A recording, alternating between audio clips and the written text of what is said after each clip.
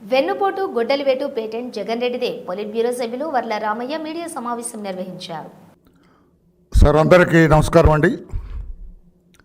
గౌరవ జగన్మోహన్ రెడ్డి గారు కడప జిల్లా పులివెందల శాసనసభ్యులు, మాజీ ముఖ్యమంత్రి, ప్రస్తుతం ప్రతిపక్ష హోదాకు కూడా నోచుకోని నాయకుడు. ఆయన ఒక ఫ్రస్ట్రేషన్ వచ్చేసి దానికి రేపు 12వ తారీఖుకి సంవత్సరం అవుతుంది చంద్రబాబు నాయుడు గారి ప్రభుత్వం ఏర్పడి.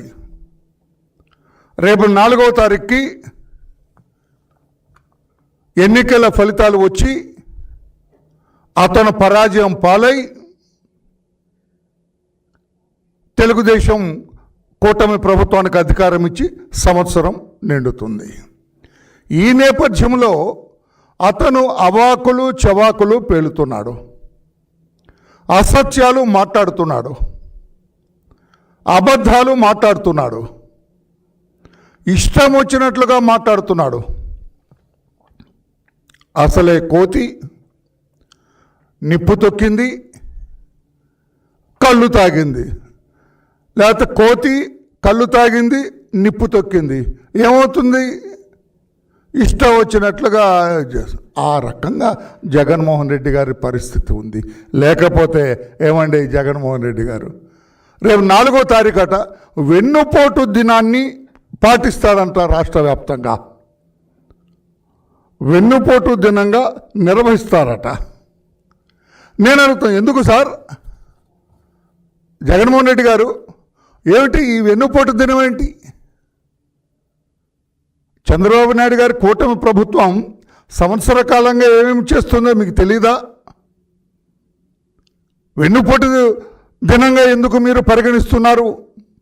ఏమొచ్చింది మీకు? అంటే ఎలాగ అనిపించింది మీకు? అంటే మీ తాతగారు రాజారెడ్డి గారు అప్పట్లో వెరైటీస్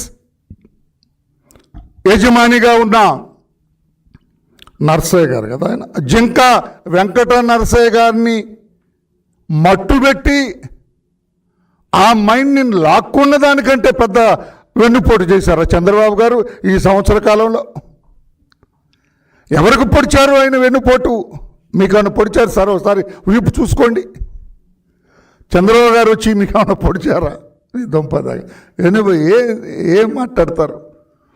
జింకా వెంకట నరసయ్య గారికి మీ తాత వేసిన పోటు కంటే పెద్ద పోటు వేశారు అవునా చంద్రబాబు నాయుడు గారు?